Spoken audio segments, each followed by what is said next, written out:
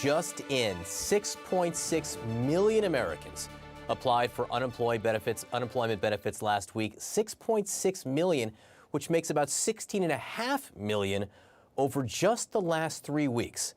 Back with us, CNN Chief Business Correspondent Christine Romans, also joining us now, CNN International Anchor Julia Chatterley, and CNN White House Correspondent John Harwood. Romans, you've been digging through these numbers over the last few minutes. 16.5 million over 3 weeks is a huge number. 6.6 million in 1 week, a huge number. Any sense, I guess when you have a number that big, it's got to be everywhere in the economy. It is, even in healthcare. You know why? Because anything that's, non-life-threatening is being put on hold here. So dentist offices have closed, all kinds of other doctors' offices have closed because there's just everything is on pause. This is a collapse, really, in the American job market. You've never seen this many jobs gone so quickly. Some of these are furloughs, meaning that these employers want to keep these people sort of active and on standby so that they can come back when and if this economy returns again. But this is a tragic kind of number when this many people are wondering when they're going to get their jobless check and how they're going to pay their rent.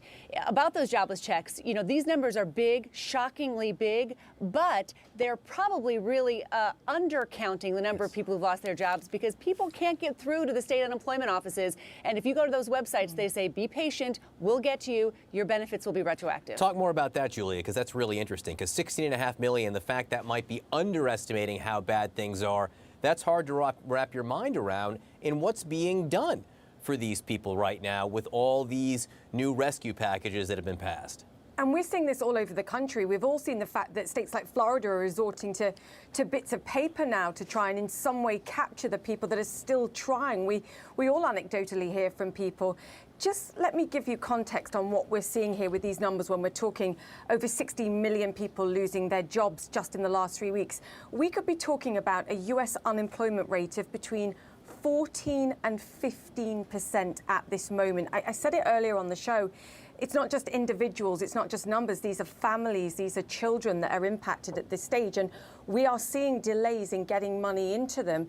The other point that I want to bring in here, if this is small and medium-sized enterprises, around a half of them give health insurance.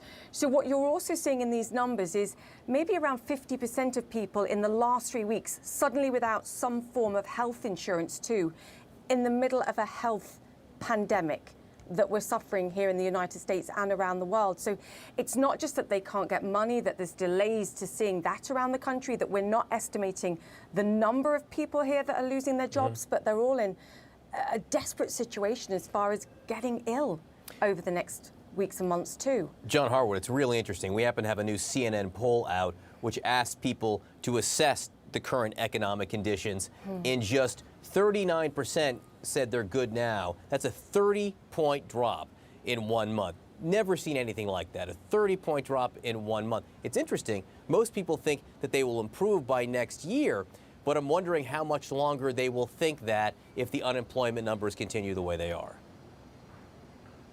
Well, and that's what's so unusual, John, about the situation that we find ourselves in.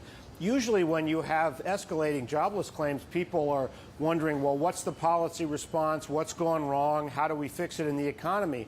We know the answer. This is something that is a public health pandemic that has caused us to flip the switch on large swaths of the American economy. We've seen in the last 3 weeks more than 10% of the people who were employed in the United States at the start of last month now be out of work. The carnage economically is massive. However, people understand why that is happening. And the question is, how quickly can we get on top of the pandemic to allow the economy to reopen? I do think that in the meantime, this is going to escalate pressure on Congress. We've sort of, since the passage of the first big relief bill, gotten back into a little more normal partisan back and forth. And so Mitch McConnell is putting on the floor a $250 billion addition of aid for small businesses, which is important. Democrats say, wait, what about state and local governments and hospitals and food stamps and other things to support people? I think there's going to be rising pressure as we document the damage for them to come together and overcome some of those divisions. There are those two competing notions out there, Christine Romans, right now. Talk to me about what the difference is between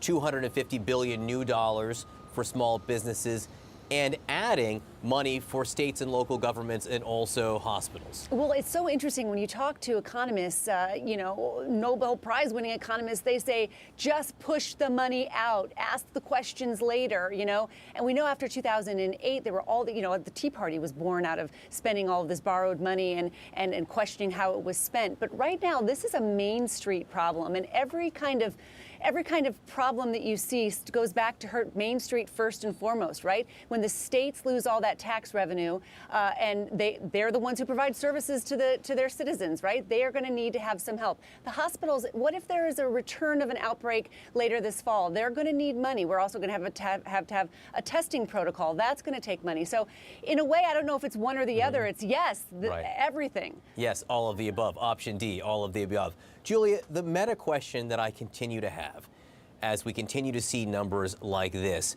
is, when do we get to the point when things get broken in a way that aren't easily fixable? And what will those things be? That is such a pivotal question. And I think it goes back to what both John and Christine are saying about putting the science here first and the stimulus, or the financial aid as we're calling it, second. But we are talking about millions and millions of people who are out of work and anxious at the same time as a health pandemic. The bottom line is we can't jump ahead of the science. The safety net, the cushion, the need to keep as many people in their jobs. Remember, small and medium-sized businesses represent around 80% of employment in this country. The need to get money flowing to them and then to the states. You can't choose between them, but the cushion over the next 4 to 6 weeks is so important to enable us to recover more strongly off the back of it. Can't say it better than that. Julia Chatterley, John Harwood, Christine Romans, I have to say, I appreciate these discussions we have every Thursday, but I also dread them because of the type of news we've been getting. Thanks for being with us. Can't wait till they're not newsworthy anymore. I can't wait. Not going to happen too soon, I don't think.